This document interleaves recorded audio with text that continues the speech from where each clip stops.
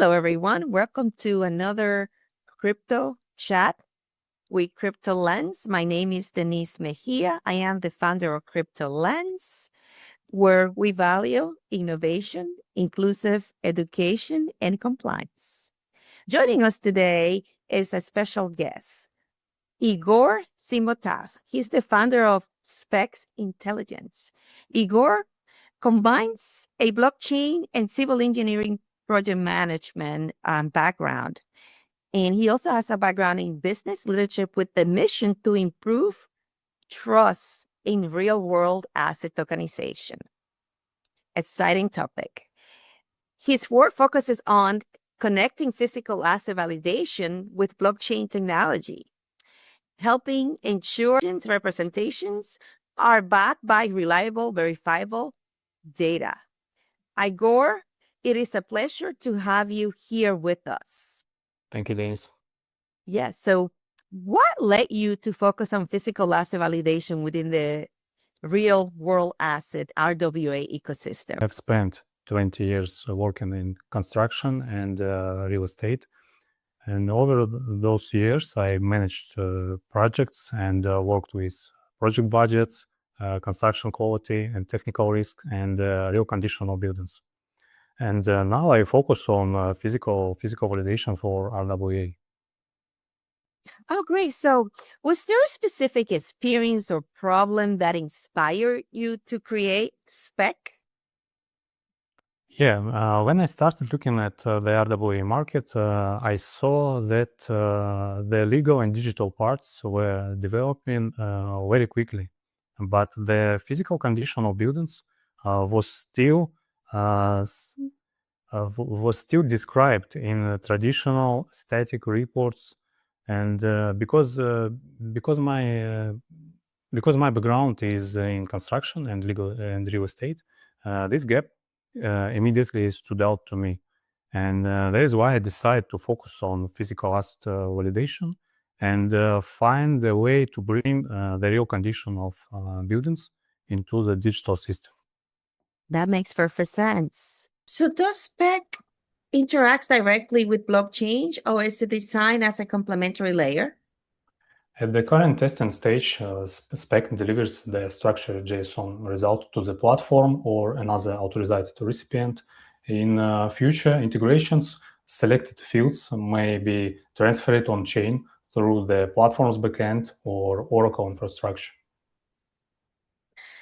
So your white paper opens with a statement that says, smart contracts are immutable, physical assets are not. Can you explain what you really mean by that? Yeah, a smart contract can keep executing exactly as written, and tokens can trade 24/7, but building changes over time, and systems wear out, defects appear, and repairs may be delayed. And if the technical data is not updated, the digital record may continue to show an old picture of the asset. And when the real condition finally affects cost or operations, returns can fall. Why do you believe today RWA ecosystem is missing an important layer? Today, the RWA industry performs KYC on investors and carefully reviews legal structures and smart contracts, but it has not created the same level of verification for the building itself. I call this missing layer KYC for concrete. It's verified and current data about the real technical condition of the asset. In formal terms, this is a physical validation layer. What are those risks that you think that they often underestimate? The technical condition of a building is not static. A report prepared at the building of tokenization may remain in the data room for several years while the building continues to age and the token continues to trade. One-time report is not enough for continuously traded physical asset. Periodic reassessment is necessary. Okay, so what's the reality gap you describe in your paper? So let me explain how the technical inspection process usually works in real estate tokenization today. An inspector visits the building, identifies defects, areas, and issues that need further investigation, and prepares a traditional 50-page PDF report. And then the platform places that report in the data room, and the tokenization process continues. And but the findings are usually not converted into standardized risk data, and the potential cost of the identified problems may remain unclear. And the digital representation can therefore look stable, while the real technical condition and final exposure of the building may be very different. And there is the reality gap. So while I was learning about your initiative, in reading your white paper, one thing that I appreciated was that SPEC doesn't replace engineering judgment. It standardizes the way that information is captured. Why is that distinction important, and why was that distinction made?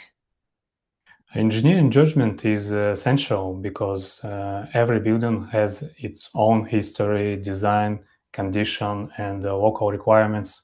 And the spec does not replace the engineer or professional PDF report. It standardizes how the inspection information is recorded so that it can be compared, updated, and used by digital systems. At a high level, how does the SPEC protocol works? Spec process has two steps. The first, we review the available technical documents and identify misinformation, blind spots, and areas that must be checked during the site inspection. And the second, a qualified engineer carries out the normal building inspection, and the engineer prepares the standard professional PDF 50-page PDF report for compliance, of course, and at the same time completes the spec digital checklist in our application on site. This gives us structured data from the same inspection and allows us to digitize the technical condition of the building without replacing the traditional report. And how does cross-validation improve the confidence in the assessment? Cross-validation compares the digital checklist with the engineer's PDF report, photographs, measurements, documents, and access records. It helps identify contradictions, missing evidence, and differences between the information sources. Any material inconsistency must be resolved or clearly recorded before the final result is issued. Why are hard blockers such an important part of the methodology? Hard blockers are a small group of critical technical conditions. They prevent a serious problem from being hidden by many normal or positive findings in other parts of the building. If a hard blocker is confirmed, it has a major impact on the final grade. You also introduce the apex gap trap. Why is that such an important concept for investors and asset owners today? The capex trap appears when technical problems are identified but are not translated into approximate financial exposure. And the platform may reserve too little money or effectively treat the risk as zero. And when the repair becomes unavoidable, investor distributions may fall or stop, and additional capital may be required. And indicative capex is a planning range based on the inspection, finance, and regional cost data. It is not a contractor quotation or an exact construction budget. It gives the platform and the asset owner a practical basis for reserve planning, and helps investors understand the approximate scale of cost associated with the identified technical issues. The rules engine is proprietary, so I understand that, but without revealing confidential details, I have to ask you, what type of check does it perform before producing a final grade? It checks whether the required fields are complete, whether the information is logically consistent, and whether critical areas were accessible. It also checks critical parameters, evidence requirements, and confirmed hard blockers. And this helps ensure that the final grade is based on complete, consistent, and property supported technical data. Could you walk us through the journey from a engineering inspection to the final JSON output? During the inspection, the engineer enters observations, measurements, access limitations, defects, and supporting evidence into a digital checklist. Based on this structured data, the technical score is calculated automatically by the rules engine. Separately, we prepare an indicative CapEx range using original cost data and engineering assumptions. Before issuing the result, we cross-checked the digital data against the engineer's standard PDF report, photographs, measurements, and access records. And the final output is a machine-readable JSON package that includes the technical condition grade, the indicative CapEx range, and other structured assessment data. And why did you choose to create a standardized technical condition grade? Because most investors are not engineers, and a long technical report does not immediately show whether the building is in good, acceptable, or critical condition. And the AAA2D scale gives them a fast and familiar way to understand the overall technical costs of the asset and compare it with other buildings. But it is a technical condition classification, not a credit rating or an investment recommendation. Yeah, I think that would be well received, especially for investors that don't have that type of experience. So how do you maintain consistency when assessments are performed by different engineers around the world? Is there a standard? I know your company is global. Yeah, every engineer uses the same structured fields, evidence, requirements, assets, statuses, and methodology version. And the data then passes through the same rules engine and the same consistency checks. Local engineering judgment remains important, but the way the information is recorded and processed stays consistent. And so why was it important to separate the engineer's inspection from the scoring process?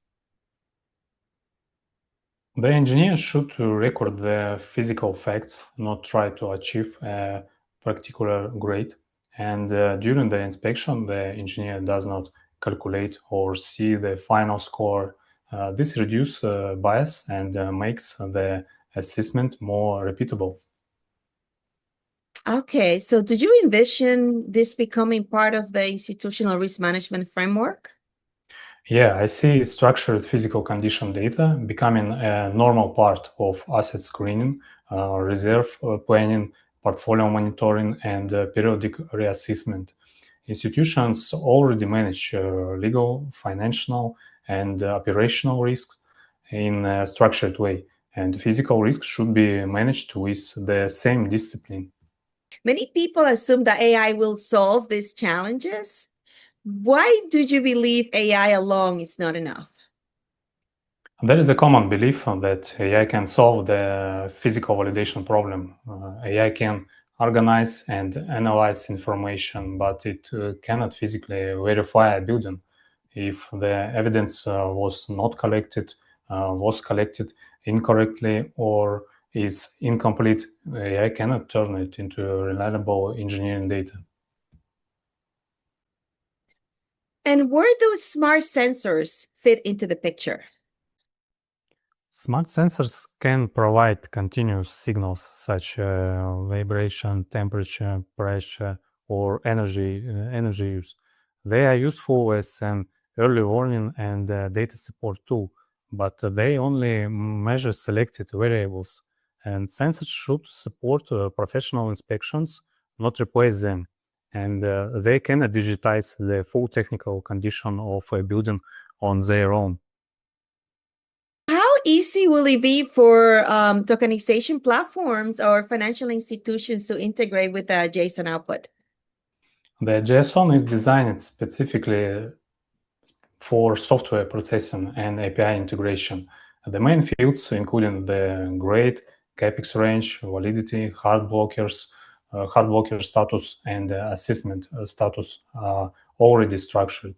The exact integration depends on the platform system, but it is much easier than extracting the information from a long PDF report. So I like to shift to the future of RWA.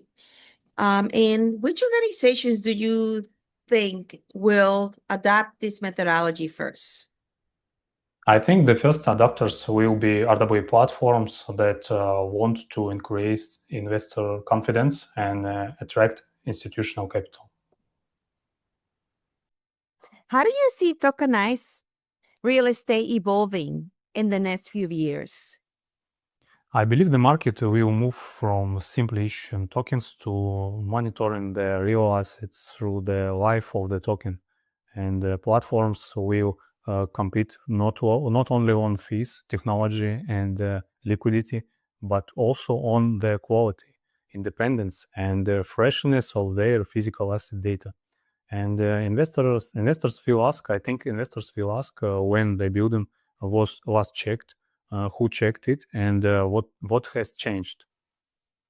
Igor, what advice would you give organizations considering tokenizing physical assets for the first time?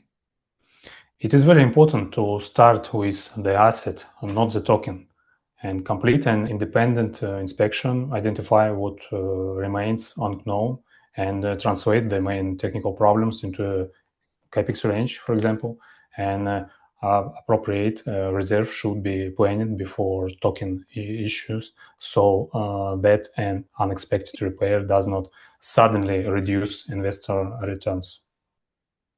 And so, if you could solve one challenge in today's RWA market, what would it be?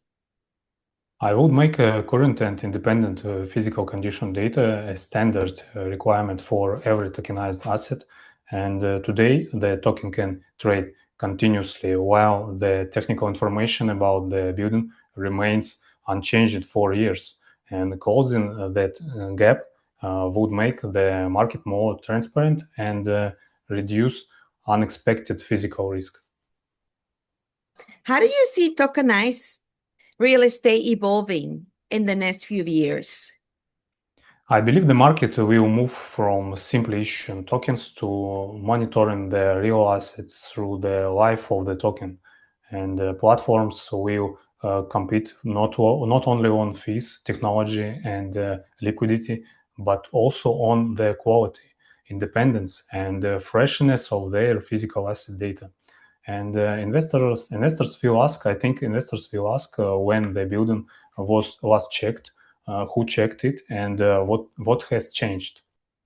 Okay, so where can people learn more about SPEC? People can visit our website specintelligence.com to learn more about our methodology and read the latest white paper. And lastly, is there anything we didn't cover in this crypto chat that you would like our audience to know? Yes, tokenization is not finished when the token is issued. Institutional grade tokenization means that the digital record stays aligned with the real condition of the physical asset over time. And issuing the token is only the first step. Keeping the information about the real asset current and reliable is the real work. Great. Igor, I'd like to thank you for taking the time for this crypto chat. It's been a pleasure having you, and it's been really insightful for me to learn more about RWA and your methodology and Thank you, Denise. SPEC. We wish you the best, and we hope to have you here soon. Thank you so much. Okay.